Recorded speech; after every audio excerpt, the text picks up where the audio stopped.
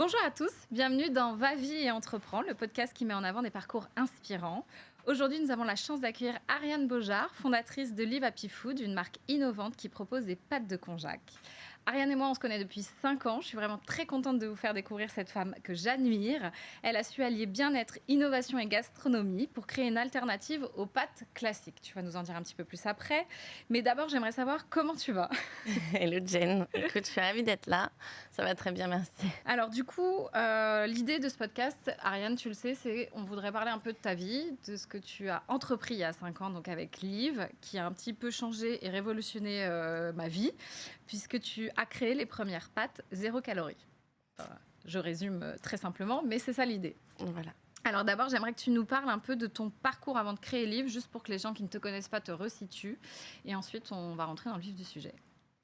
Alors, je suis Ariane Beaujard, donc la fondatrice de Live. Moi, j'ai commencé mon parcours plutôt dans la cosmétique, donc rien à voir. Rien à voir, ok. Écoute, c'était quand même du bien-être, parce que c'est ça qui me motive. J'ai besoin d'avoir quand même un impact dans la vie des gens. Et j'en ai vite eu assez. J'avais un peu fait le tour. Je suis quelqu'un qui s'ennuie assez rapidement. Et je trouvais que ça n'avait pas assez d'impact dans le corps, dans la vie et dans la santé des gens. J'avais envie d'aller un cran plus loin. Et c'est pour ça que je me suis tournée vers l'alimentation. Ok. Ce qui n'est pas la partie la plus facile, surtout en Voilà, France. Il y a beaucoup exactement. de réglementations, donc tu vas nous en dire un peu plus sur ça. Mais du coup, comment t'es venue l'idée au tout départ? Pourquoi les pâtes? Pourquoi t'étais une fan de pâtes? T'allais tout le temps en Italie? Alors moi, j'adore la gastronomie depuis toujours. Déjà, tout m'intéresse. C'est quelque chose, je crois, qui vient de mon enfance. Et les pâtes, c'est quelque chose qu'on consomme tous très régulièrement. Quand j'ai découvert le konjac, j'ai trouvé que c'était hyper intéressant. Voilà, c'était sous forme de pâtes, donc ça allait plaire. Et en même temps, ça faisait beaucoup de bien à la santé. Je me suis dit, il y a vraiment quelque chose à faire autour de ça. Au début, c'était pas du tout sexy, c'était pas du tout appétissant. Ça sentait le poisson, c'était caoutchouteux, le Mais konjac. d'ailleurs, comment t'as connu le konjac à la base? Parce que moi, j'ai découvert le konjac avec toi. Ah, Je ne trop bien. connaissais pas du tout avant. Pourtant, je suis assez fan de tout ce qui tourne autour de la gastronomie, après 8 ans avec un pâtissier. Mais alors, du coup, les calories, c'était plutôt... Et tu mangeais sans gluten aussi, c'est comme Ouais, ça exactement. au départ qu'on s'est rencontrés. Ouais. Le konjac, j'ai découvert lors de mes voyages. J'ai beaucoup voyagé en Asie. Je connaissais aussi, il y en avait en France, mais c'était pas très sympa. En Asie, j'ai vu que vraiment c'était complètement intégré dans la cuisine asiatique, dans la médecine chinoise. Le konjac était extrêmement utilisé. Et c'est là où vraiment je me suis confortée dans l'idée qu'on pouvait faire quelque chose et que ça allait justement avoir un impact très positif sur la vie des gens parce que plus de fibres, parce que moins de calories, moins de glucides. Tu t'es aidée d'ingénieur ou en gastronomie? Alors oui, en fait, j'ai commencé par... déjà, j'ai sourcé le fabricant. Ok. L'idée, c'était de comprendre sur le marché qui était le meilleur fabricant, qui avait l'avancée en termes de formules et de recettes, qui était le meilleur, la meilleure qualité. Donc là, il y a eu une grosse étude de marché sur les fabricants, leurs formules, leur façon de faire, leur process, etc. Donc je suis beaucoup allée en Asie. J'ai énormément goûté de konjac. Et on a travaillé la recette ensemble quand j'ai trouvé, selon moi, le meilleur. Et on a trouvé une recette innovante qui, justement, ne sent plus le poisson, qui n'a plus d'odeur et qui ressemble de très près à des pâtes. Et permet d'être justement une alternative qui est très réduite en calories, donc 10 fois moins calorique que des pâtes. Et en même temps, pratique, 5 minutes à la poêle, délicieuse parce qu'on peut les twister à l'infini. Moi, je suis fan. Aussi Ça a bien, révolutionné ma vie. Voilà, en salé, sucré, en chaud, en froid. C'est sûr que quand tu as un livre dans ton placard, au moins tu es tranquille, tu dégaines un truc très C'est surtout sain. ton corps qui te dit merci. D'ailleurs, j'ai une question avant qu'on parle vraiment qu'on rentre dans le vif du sujet de la marque et des difficultés qu'on a quand on a une marque. Je suis bien placée pour le savoir. J'aimerais juste savoir si toi, tu as trouvé que c'était difficile de lancer une marque en France par rapport à l'administratif ou si ça t'a semblé hyper évident, hyper facile. Alors c'est assez complexe parce que j'avais pas envie En fait, j'étais tellement portée par cette mission Et moi, Ouais. j'ai besoin de ça pour avancer, que je savais que ce serait très compliqué. En plus, Ok. nous, on est en grande distribution. Oui, oui, je sais. Donc, Toi, si tu veux, je t'as pense choisi que la pire, partie, je peux voilà. pas, voilà. Sachant qu'en plus, j'avais zéro réseau. Moi, j'ai beaucoup vécu à l'étranger, Ouais. donc tu vois, j'avais pas des copains d'école de commerce, etc. Voilà, j'avais très peu de réseau, très peu T'as fait une d'expérience. école de commerce Non, d'ailleurs? Pas j'ai du pas tout. fait Ok. d'école de commerce. Donc, comme quoi, tu vois, on peut arriver avec juste beaucoup de travail et puis surtout vraiment bien s'entourer et apprendre Tu des prêches autres. une convaincue. Voilà. Là, vraiment, il y a pas de secret dans la vie. Je pense que On peut d'ailleurs, tout tu as faire. une associée, J'ai une Stéphanie, associée, Stéphanie. qui elle est plus basée sur quoi? Elle s'occupe de quoi plus pour dans le livre? Steph, elle s'occupe globalement de tout. De ta dépression d'entrepreneuse quand tu es dans les downs. Je me souviens, avec Steph, on a resté 2 ans en oreillette permanente. Ah non, mais je vois très bien. Donc, tu vois, moi, j'allais en rendez-vous juste avant, après, presque pendant, tu vois. Ouais, je vois très Et, bien. et c'est, ouais, être associé, c'est hyper important pour le soutien, pour le partage, pour la prise d'un peu de recul aussi sur tes décisions, juste t'accompagner. Et Steph, globalement, chez nous, elle fait tout.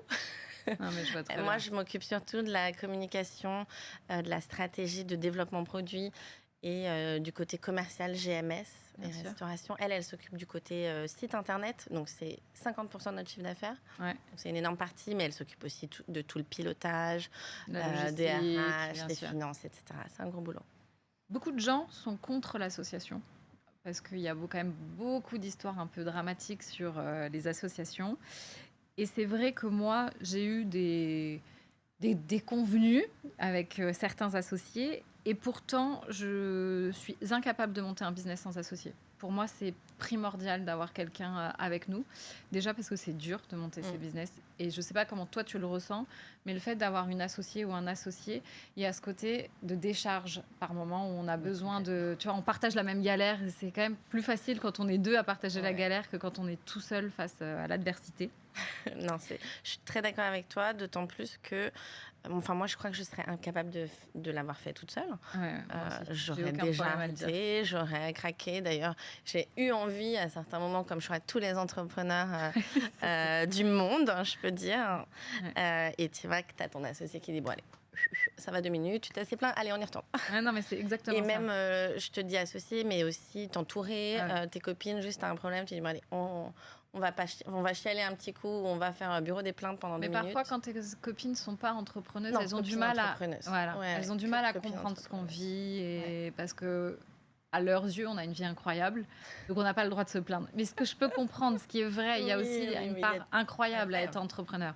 Mm. Mais on a aussi justement, Non, copines, copains. Non, c'est sûr Ah oui, que oui. d'être entouré d'entrepreneurs, de gens qui comprennent tes galères, Ah, clairement. tes réveils à 5h du mat, tes trous de On en parle du réveil là à 5h. ouais. Ah, tu me détestes aujourd'hui. Tes trous de trésor, toutes tes Ouais. angoisses du quotidien qui font. Bah justement, vie de tu chef parles des trous d'entreprise. de trésor. Alors, quand on gère une marque comme Liv, il y a beaucoup d'investissements et beaucoup d'achats de stock avant même de pouvoir vendre. Donc, la trésor est un peu le pilier de bien savoir gérer sa trésor. Il y a des petites astuces quand on a des galères de trésor que les jeunes entrepreneurs ne connaissent pas, notamment avec les banques. Est-ce que tu peux en parler?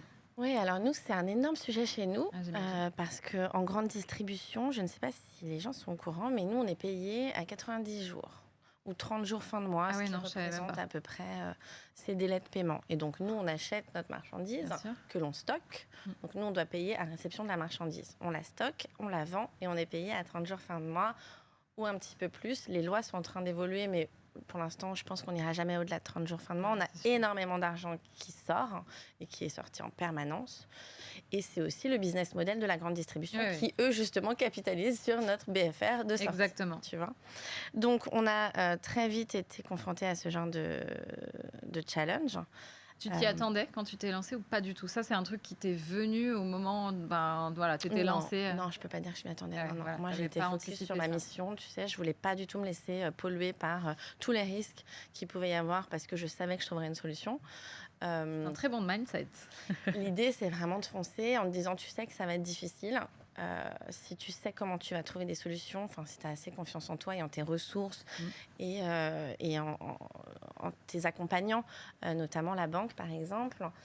Aujourd'hui, on est très bien accompagné par la BNP et d'ailleurs, je conseille à tout le monde d'être extrêmement bien accompagné. J'ai une petite histoire rigolote, c'est qu'à un moment donné, on nous a changé de banquier. Moi aussi, je pense que la banque, c'est quand même Voilà. le pilier d'un bon business. Exactement.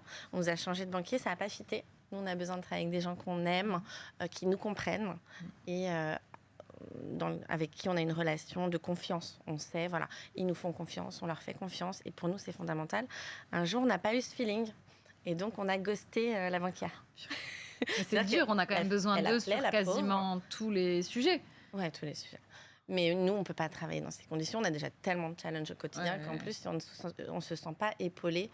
C'est plus une angoisse que... Ouais, c'est ça, tu vois. Donc, on a fini par ghoster la banquière. Et la BNP a très vite compris qu'il fallait nous mettre quelqu'un d'autre entre les mains. Et voilà. Et aujourd'hui, on a changé de conseiller, ça a changé la donne. C'est merveilleux. Je l'appelle pour une autorisation de découvert de 40 000 euros. Ça, voilà, par exemple, c'est un exemple de comment gérer une trésor qui est un peu short. Donc, on a les autorisations. Découvert. Tu as évidemment un prêt. Nous,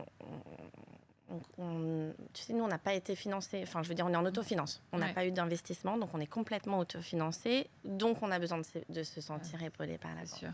Et donc, voilà, tu peux faire des prêts. Tu es passé par la BPI ou ces choses-là ou pas On a eu des subventions par la BPI. Sur l'innovation, il y a plein de choses. Il y a les régions aussi. Nous, on n'a pas fait ça, mais il y a pas mal de subventions en France qu'il faut aller chercher. On a eu un prêt réseau entreprendre aussi, un prêt d'honneur qui était top parce que le réseau entreprendre, si vous pouvez y accéder, je vous le conseille vraiment parce qu'on a des mentors, on est accompagné, on fait partie de ce réseau d'entrepreneurs très bienveillants. On n'a pas besoin de cacher qui on est ou ce qu'on fait, etc. Tu vois, c'est brut de décoffrage. Surtout que nous, on a très peu de temps d'une manière générale, comme tu sais. Donc, on va straight to the point. On n'a pas besoin de faire de rondeur, je vois très bien. Donc, réseau entreprendre, c'est top. Et après, voilà, moi, je suis toujours partisane de poser des questions à ceux qui ont un petit peu plus d'expérience. Qu'est-ce que tu as fait à ce moment-là? Qu'est-ce qui t'a permis de réussir? Quelles sont les erreurs que tu as fait? Donc, tu t'es nourri de l'expérience des autres. Mais moi, je fais que ça. Je connaissais rien. Donc, tu vois, j'appelle, je pose des questions à tout le monde. Et on a parlé de livres, nous, dès le début, à tout le monde, dans un taxi. T'as pas eu peur qu'on te vole l'idée? Non, j'en ai parlé quand c'était fait, mais en même temps, non, vraiment good luck à ceux qui veulent le faire. Mais moi, c'est ce que je dis toujours. En fait, tout le monde peut avoir... Je pense pas avoir révolutionné dans les business que j'ai lancés. J'ai rien révolutionné. En revanche, je pense que du coup, tout le monde peut se lancer, mais il faut avoir la persévérance, l'envie et quand même les bonnes idées. Parce que malgré tout, je pourrais avoir la même idée que toi, mais je ne saurais pas le vendre aussi bien que toi parce que je ne suis pas aussi animée que toi ou autant animée que toi sur... j'avais pas de mission dans la gastronomie, moi, parce que je trouve que c'est un des milieux les plus difficiles, notamment par la réglementation.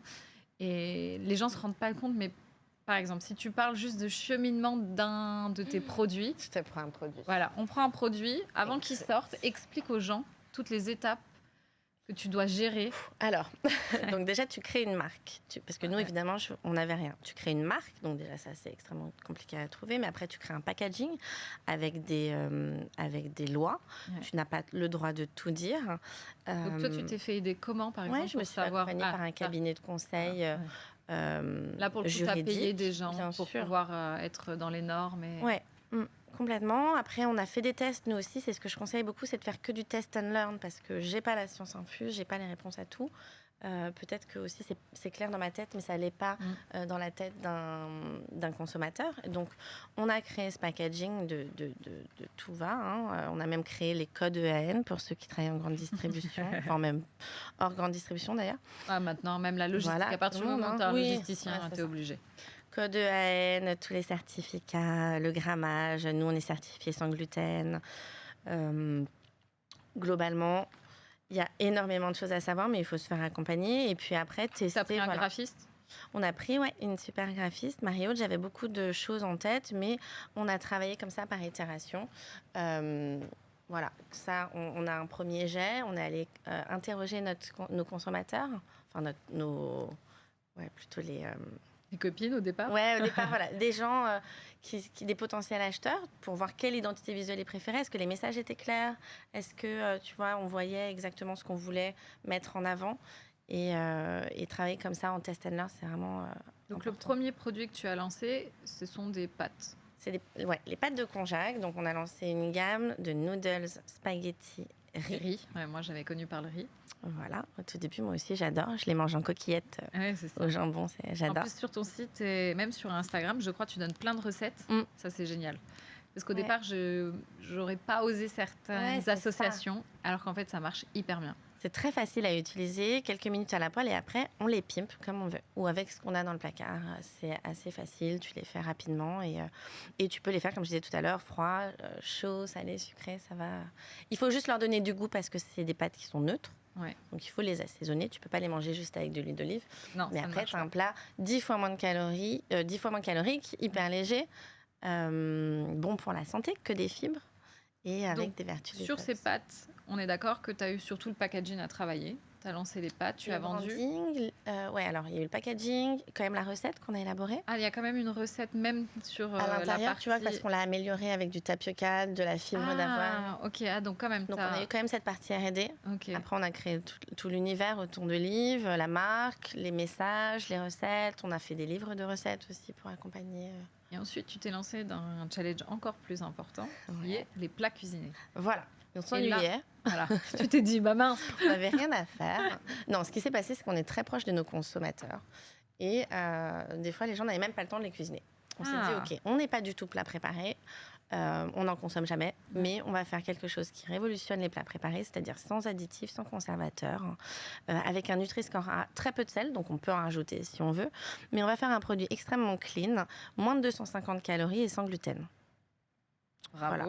Donc Et ça, Nutri-Score A. et Nutri-Score A, Franchement, évidemment. chapeau. Ça a pris 2 ans. 2 ans 2 de ans de R&D, développement. les industriels ne savaient pas faire. Donc on a énormément travaillé. Nous, on a Caroline, chez nous, notre chef ingénieur agro, qui a beaucoup bossé. On est passé par plein de recettes, d'étapes, de tests. Ça commençait pas du tout bon et puis après tu évolues. C'est la partie la plus dure parce que c'est En la partie en fonction. tant qu'entrepreneur où on travaille en fait derrière en back office. Les gens se rendent pas compte. On a un challenge parce qu'on a quand même souvent une date de lancement où on se dit après il faut lâcher. Si ça marche pas, c'est qu'on va pas y arriver. Donc on a une pression, on se met une pression énorme. Et en plus toi, il faut que tu trouves après des gens qui acceptent de le rentrer vendre en magasin. Voilà. Ouais, Et c'est ça, c'est incroyable. Donc on en a parlé aux enseignes. Écoute, ça a été très bien accueilli. On est maintenant chez Monoprix, Franprix, Carrefour. Non, pas Franprix avec cette gamme. Ils ont trouvé ça trop cher. Mais on est chez Carrefour, Monoprix. Là, on rentre chez Intermarché. On vend très bien sur notre site. On a même des clientes qui font des cures parce que tu sais, comme c'est très léger en calories.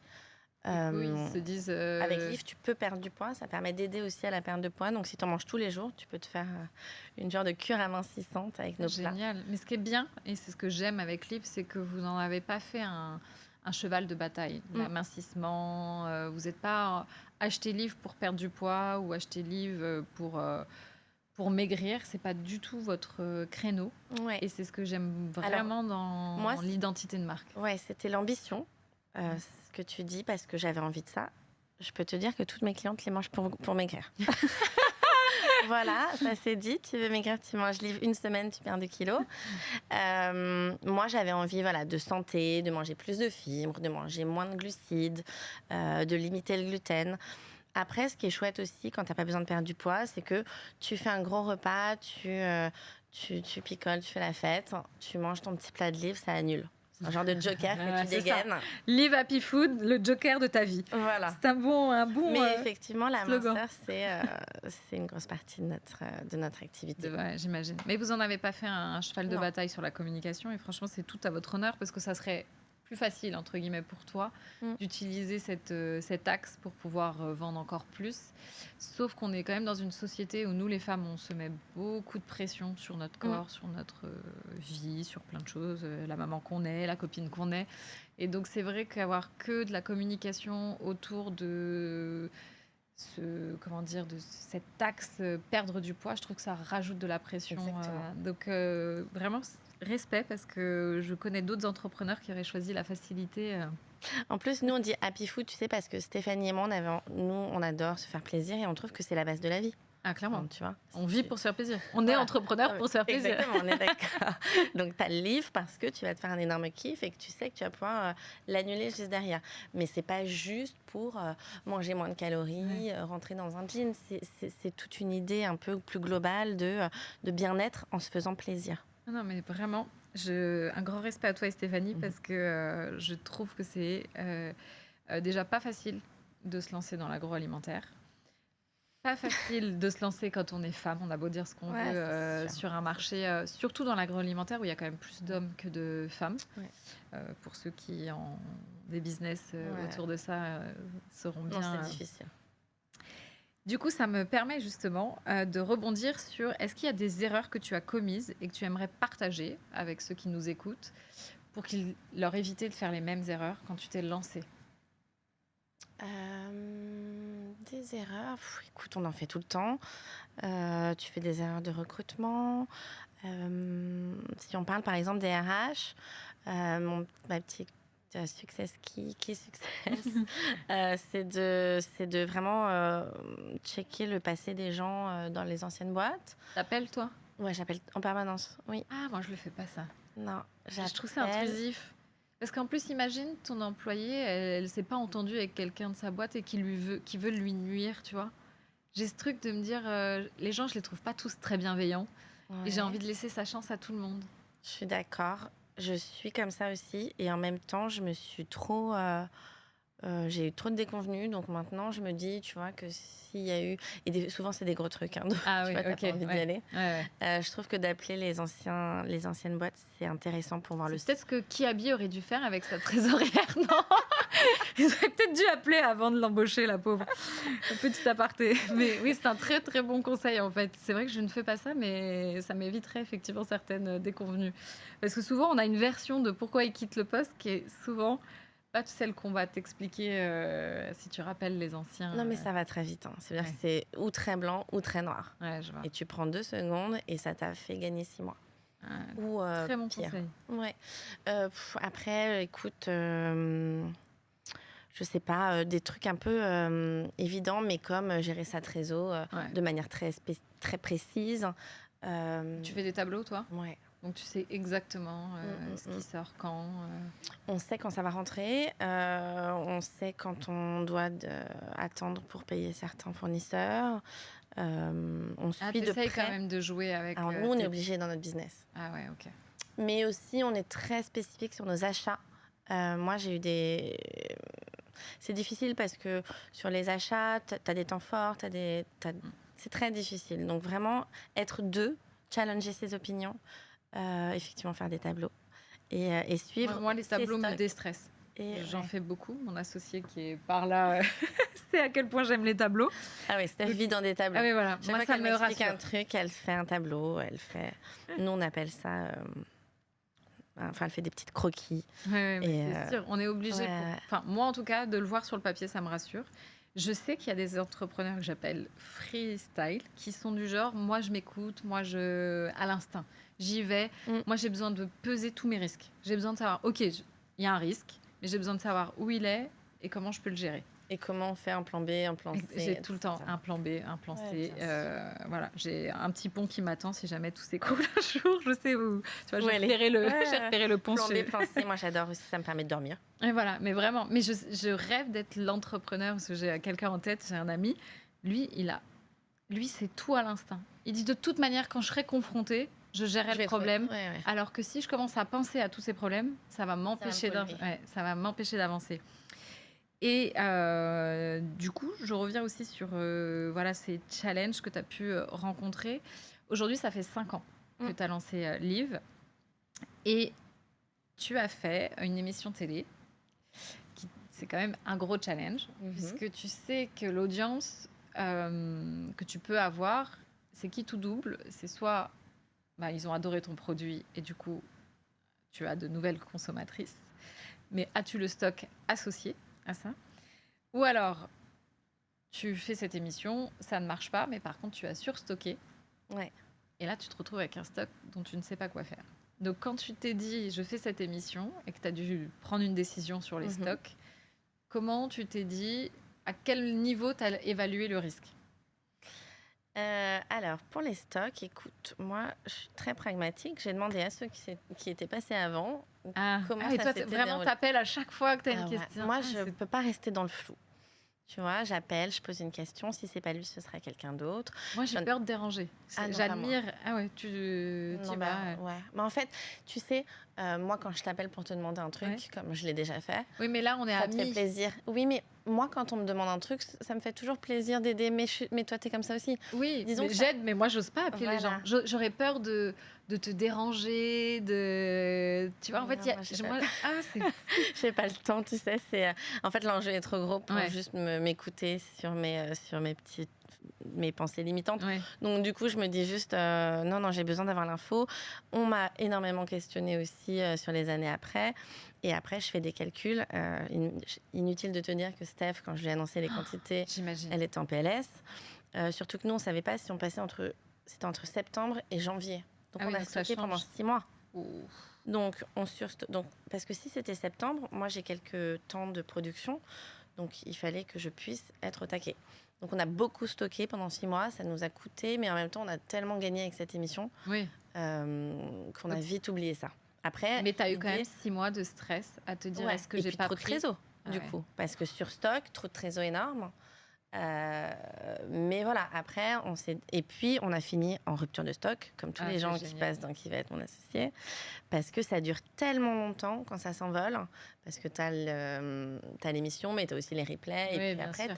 en fait, nous, ce qu'on Puis a tu as des réussi, nouvelles consommatrices qui voilà, après c'est ça. rachètent parce que c'est des consommables quand même. Donc tu as Exactement. beaucoup de repeats par Ouais. rapport à certains produits. Nous, on s'est dit que ça allait être peut-être un pic qui allait retomber comme un soufflet, et en fait, pas du tout. Et c'est ça qui était merveilleux, c'est qu'on a passé un cap.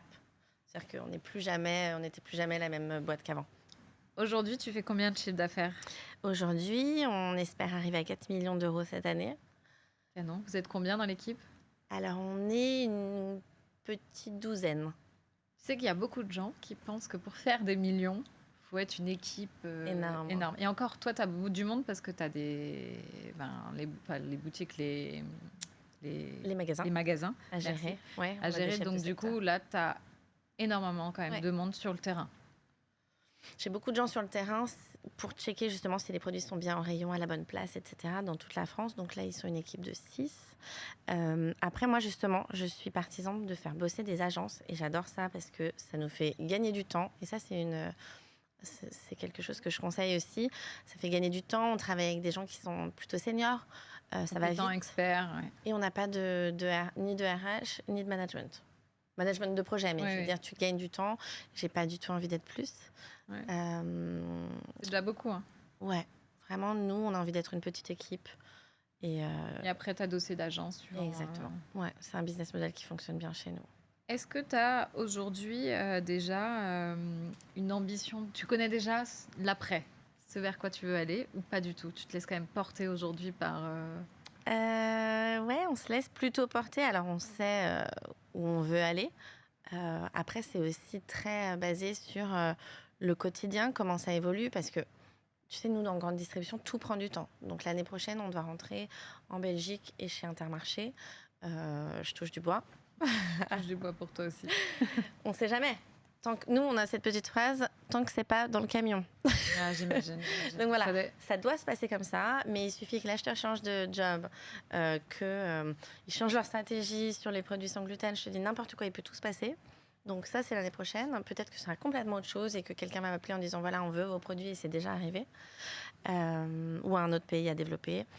On a un plan à 1 an, on a un plan à 3 ans qui est un peu... Donc quand même, tu te fixes des objectifs. On ne sait jamais comment ça va se passer.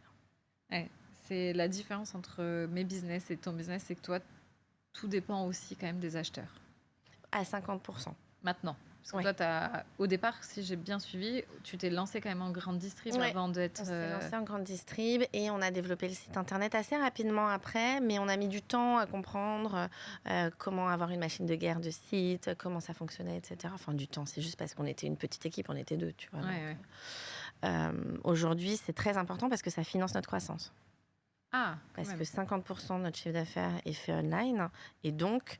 C'est de l'argent qu'on reçoit directement et donc ça permet de payer notre salaire. Alors moi, je suis une e-commerce. Moi, je bénis l'e-commerce.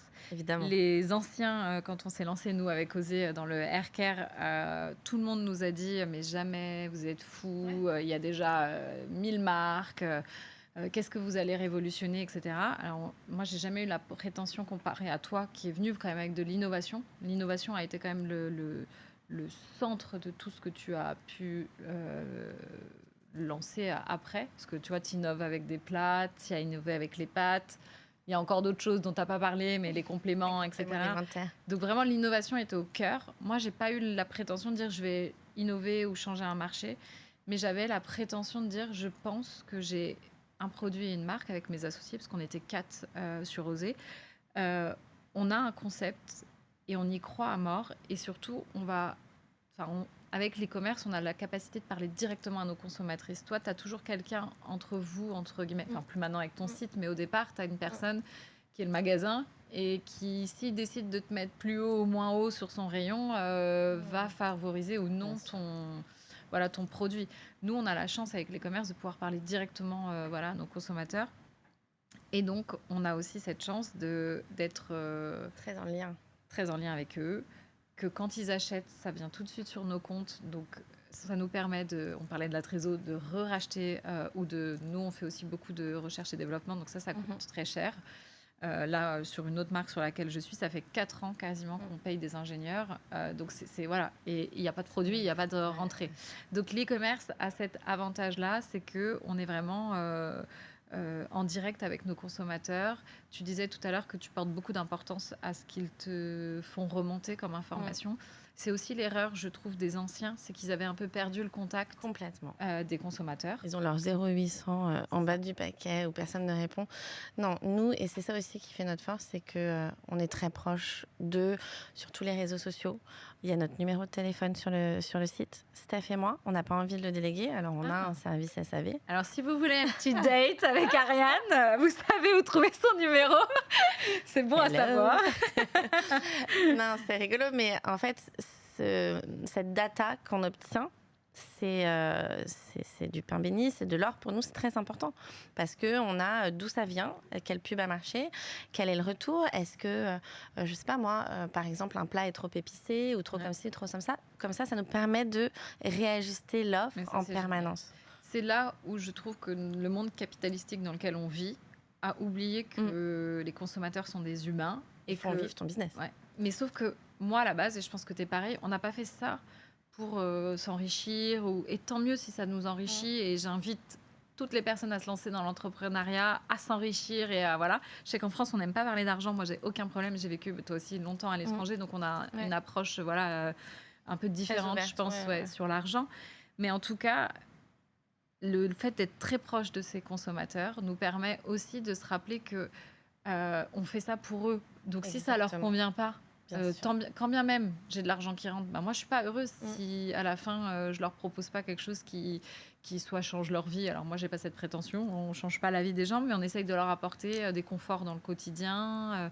Voilà. Et moi je sais que quand ton équipe à l'époque m'a contactée, c'était très drôle parce que j'étais déjà consommatrice et ça faisait vraiment pas longtemps que tu t'étais lancée.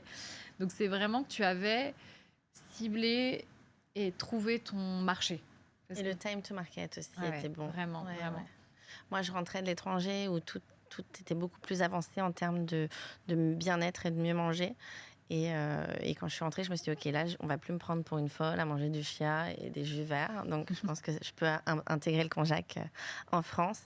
Et après, je crois que je peux aussi, à ce moment-là, avoir la prétention de dire qu'on a rendu un peu le konjac sexy en France. Mais clairement. Parce qu'avant, personne connaissait. Pareil, je me suis pas dit... personne connaît comment je vais faire. Je me suis dit, on va leur faire connaître. Non, mais c'est dur d'éduquer un marché. Toi, vraiment, tu as choisi, pour resituer, un marché difficile qui est l'agroalimentaire. Tu devais éduquer, parce que éduquer, on ne se rend pas compte, mais éduquer des consommateurs, c'est très long, ça coûte beaucoup d'argent. Parce que, mais vraiment, tu as toute mon admiration, Ariane, sur ça, parce que et ça fait que 5 ans, tu vas bientôt faire 4 millions de chiffres d'affaires, une équipe de 12 personnes à ton actif. Si demain, tout ça devait s'arrêter, est-ce que tu recommencerais? Non. Ah, quand même. Non, je recommencerai pas. Je dis souvent que n'allez pas en grande distribution, c'est trop dur. C'est très, très, très dur. Ou alors très armé, avec des gros moyens, une énorme équipe. moi, je donne ce conseil parce que le bien-être dans le travail, je trouve que c'est très important aussi. Et la grande distrib, c'est trop dur. Enfin, c'est dur. Ah non, mais C'est très difficile. Donc vraiment, si vous pouvez faire différemment, faites-le. Ou au moins garder ce côté e-commerce à 50%. Euh, si c'était à refaire, hum, c'est difficile parce que j'ai tellement de feedback positif sur les gens me disent que ça leur a changé la vie. Ah, mais vraiment, vraiment. Ils ont perdu du poids, ils se sentent mieux, ils peuvent remanger. Enfin, j'ai des gens qui me disent qui ont du diabète et qui peuvent remanger des pâtes. Enfin, ça m'émeut, quoi. Mais bien sûr. Le truc est vraiment très powerful. Même et en les même temps, anorexiques, je pensais à ça, tu vois, quelqu'un qui a vraiment ce truc de je ne veux rien manger parce que je ne veux pas consommer de calories. ouais, et ça du peut coup, elles les oublient aider. le plaisir de manger. Mm. Avec, je pense, une marque comme la tienne. D'ailleurs, c'est peut-être un bon créneau, aller voir les psychiatres qui ont des jeunes filles et qui ont un vrai problème avec l'alimentation. Je suis sûre que tu peux redonner goût à des filles qui ont... Ouais, au moins l'habitude de manger. C'est ça. Après, moi, ouais, si je devais le refaire, je pense que je ferais autre chose tout simplement parce que j'ai envie de faire 1000 choses. Ouais, mais c'est ça. Et que donc, si ça s'arrête, je ferais autre chose. Mais j'adore ce qu'on fait.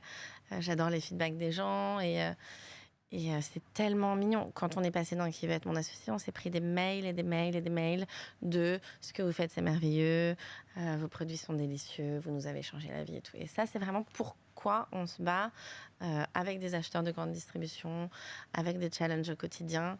Et ça nous booste énormément.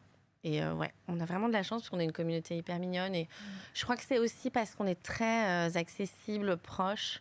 On n'a pas du tout envie de créer de distance. Pour moi, c'est ça, les nouvelles générations ouais. d'entrepreneurs. Elles sont accessibles, elles sont...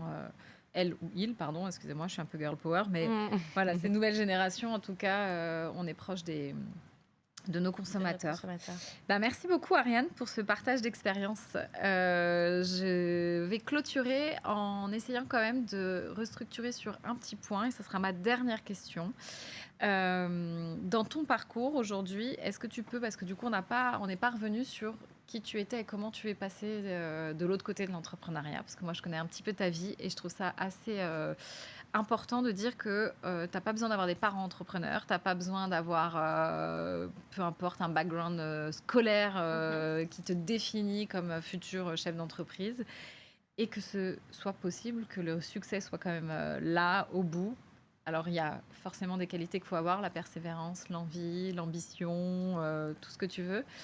Néanmoins, qu'est-ce qui a, à un moment dans ta vie, changé la donne et qui va me permettre de passer sur cette date qui est importante pour toi, donc qui était un vendredi 11 octobre, qui était la date donc, où tu as signé, si je ne m'abuse, tes statuts. Qu'est-ce qui s'est passé les quelques mois ou années, peut-être avant, et qui a fait que tu te retrouves ce vendredi 11 octobre à signer les statuts pour lancer ta première boîte?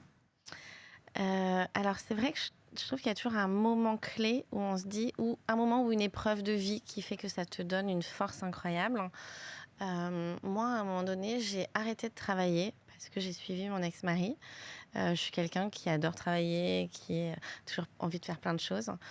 Et je me suis un peu dédiée à lui par amour.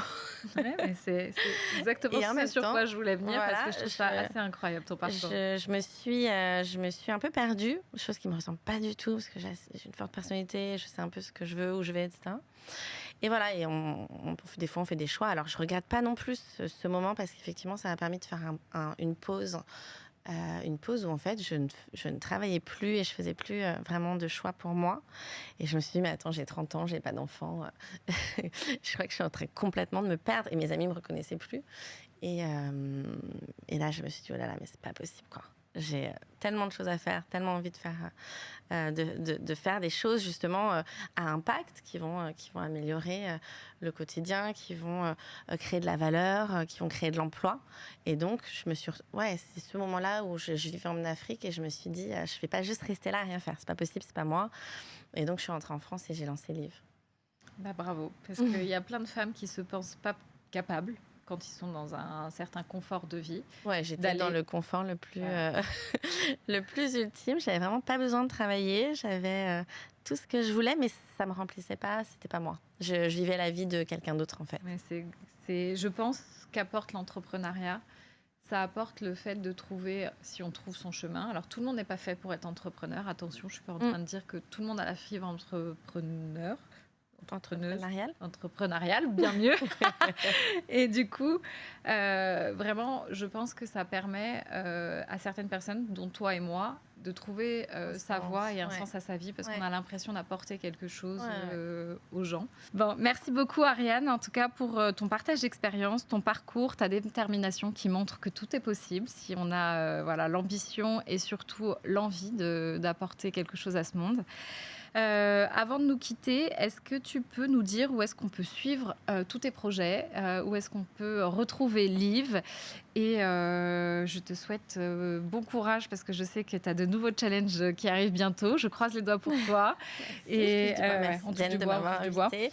Et merci à toi d'être venue parce que je sais que notre temps est précieux dans l'entrepreneuriat. Écoute, j'étais ravie, c'était très chouette de le faire ensemble.